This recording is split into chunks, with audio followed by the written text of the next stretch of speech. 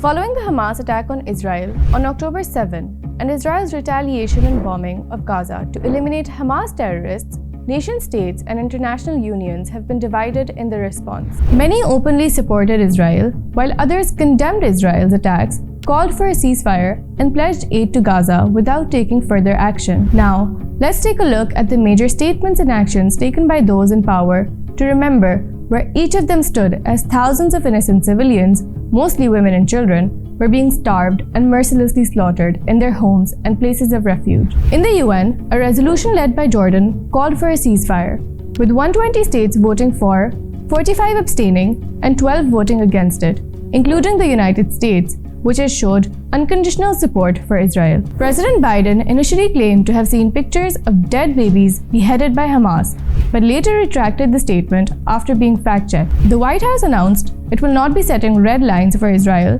but is now shifting its tone under pressure, favoring humanitarian pauses.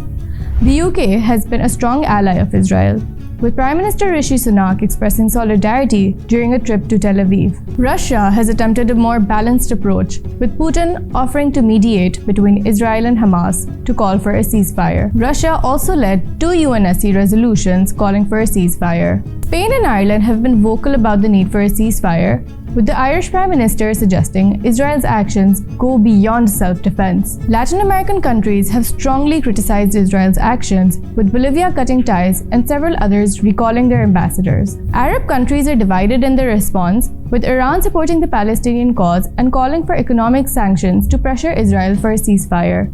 However, Arab states like Saudi Arabia and the UAE have not heeded these calls, citing the separation of trade and politics. Egypt and Jordan, neighboring Palestine, have watched the conflict cautiously.